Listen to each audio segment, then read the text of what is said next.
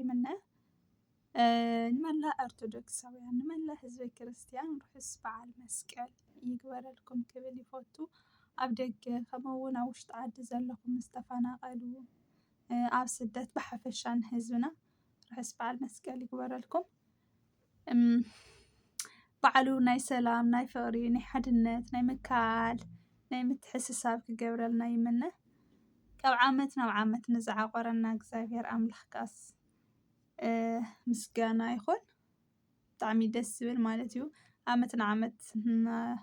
እናዓቆረና ነዚ ዓመት በዓል ክነብዕል ዝገበረና ሰናይ ፍቓዱ ንዝኾነ ኣምላኽ ክብሪ ይግባእ፣ ምስጋና ይግባእ። ተመስገን ኣምላኸይ እና እንኳዕ ኣብፀሓኩም ንመለኹም ኣብ ስደት ዘለኹም ብፍላይ ካብ ቤተሰብ ዓመት በዓል ካብ ቤተሰብ ካብ መሓዙትካ ካብ ኣዕርኽትካ ብዓብይ ከዓ ካብ ዓድኻ ካብ ወለድኻ ርሕቕ ኢልካ ክትሕልፎ ከለኻስ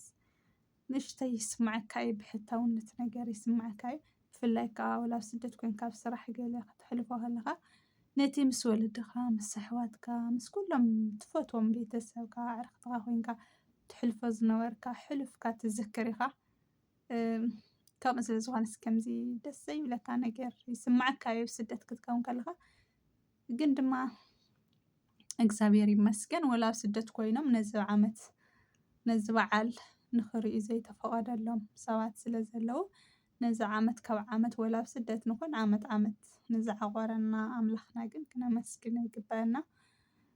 ክነመስግኖ ይግባእ ማለት እዩ። ምክንያቱ እዚ በፂሕናዮ ዘለና ዝርኢናዮ ዘለና ዘይረኣዩ ክንደይ ኣለዉ እዮም እሞ ብዘለና ነመስግን። ቀፃሊ ዓመት ከዓ ሓሳብ ልብና ሰሚሩ ምስቶም ንፈትዎም ወለድና ኣሕዋትና መቕረብና ኩሎም ንኽነውዕሎ ሰናይ ፍቓድ ናይ ኣምላኽ ይኹን። እኔ ብሓቂ እንታይ ይሰኣነ ኮይኑ እና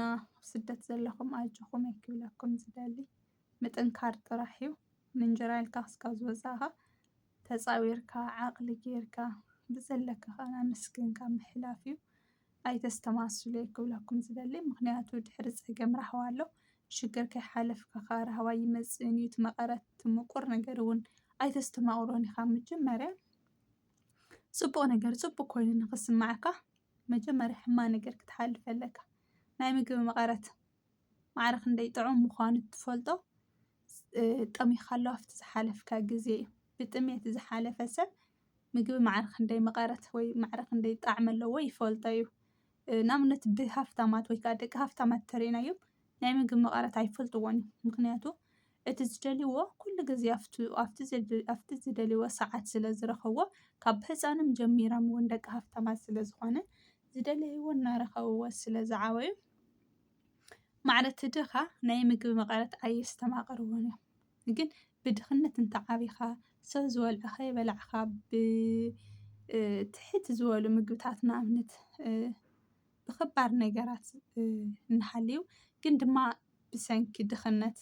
እቲ ክትበልዖ ዝደለኻዮ እቲ ክትረኽቦ ዝደለኻዮ ከይረኸብካ ብጥሜት ክትዓቢ ከለኻ ግን ምግቢ ማዕረ ክንደይ መቐረት ከም ዘለዎ ኢኻ ዝርድአካ ትፈልጦ ማለት እዩ። እና ዝኾነ ራህዋ ወይ ዝኾነ ፅቡቕ ነገር ዝፍለጠካ ኸ እቲ ፀገም ሓሊፍካ ኣብኡ ክትመፅእ ከለኻ ኢኻ እሞ ኣብ ስደት ዘለና ኻኒ ቀዳማይ ሰሪሕና ንክንልወጥ ኢና፣ ካልኣይ ካኒ እቲ ዝዓበየ ኻኒ ፅቡቕ ነገር ንኽትርኢ ሕማቕ ነገር ክትሓልፍ ስለ ዘለካ እዩ እሞ ክነስተማስል የብልናን። ናብ ስደት ዘለና ንፅቡቕና እዩ ንግዚኡ ኢና ካብ ስደት ዘለና።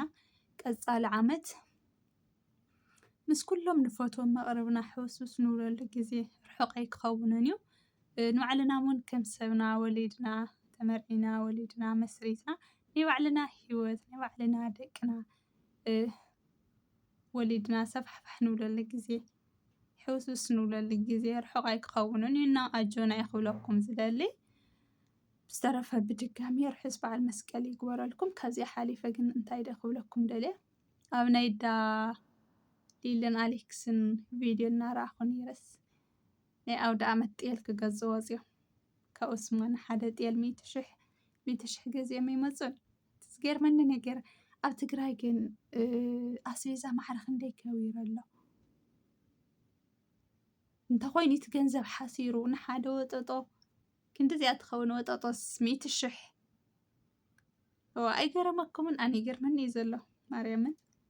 ሓደ ደርሆ 1,500 እታ ሃፍታምስ ድሓን እዩ ገዛ እዩ ሃፍቲ እዩ ገንዘብ ኣለዎ እዩ እቲ ድኻ ከመይ ገይሩ ይሓልፎ ዝኾነ ዓመት በዓል ክመፅእ ከለስ ደርሆ ከይሓረደ ድዩ ክሓልፍ ወላስ ከመይ እንሄዮ ዝገርም እዩ በቃ ዝገርም እዩ ገንዘብ ሓሲሩ ኣስቤዛ ከዓ በቃ ኩሉ ነገር ላዕሊ ተቆሊሉ ሰማይ በቃ እንታይ እተው ዘሎ ሕብረተሰብና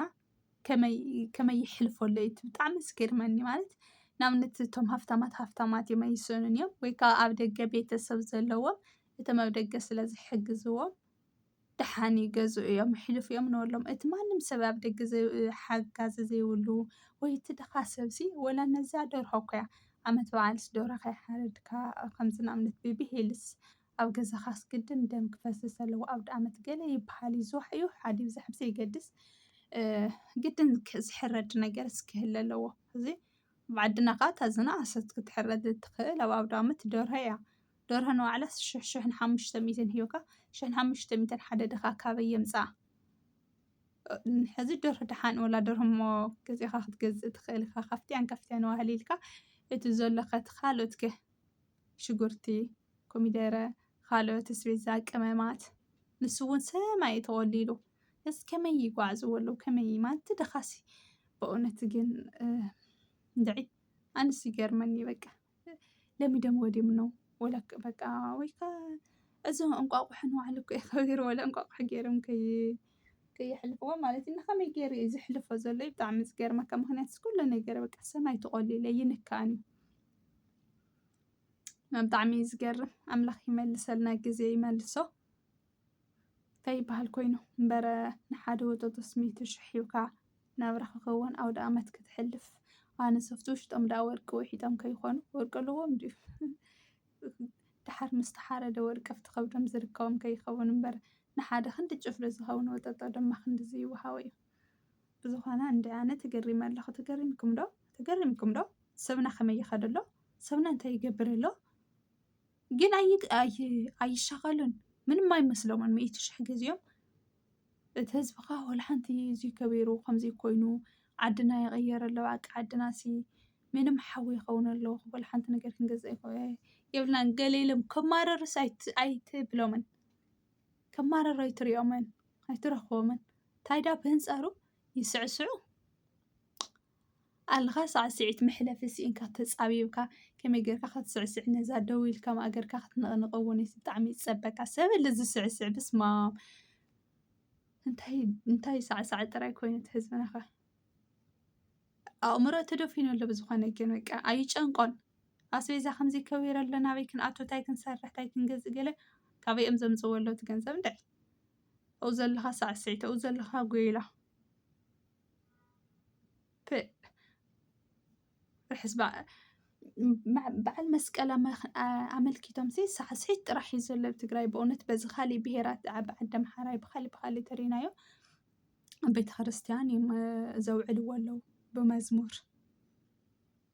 ጸሎት ዝገብሩ ካብፅሐና ዝብሉ ኣብ ዓድና ኸ በንፃሩ ብጎይላ ክንዲ ሰብ ከ ኣይኮነን ክንዲ እዚ ሰብ ደኑ ክስዕስዕ ዶ ክንዲ እዚ ሰብ ይስብሰቡ ደቀይ ጎይላ ዲና ፊቆዎም እናፀንሐ ማሕረ ክንዲ እዚ ሰብ ፅፍፅፍ ዝብል ኣነ ብጣዕሚ ዝገርመኒ ማርያምን ንኸበሮ ንጓይላ ንሆይ ሆይ ዘለና ድሌት ይገርም እዩ ብጣዕሚ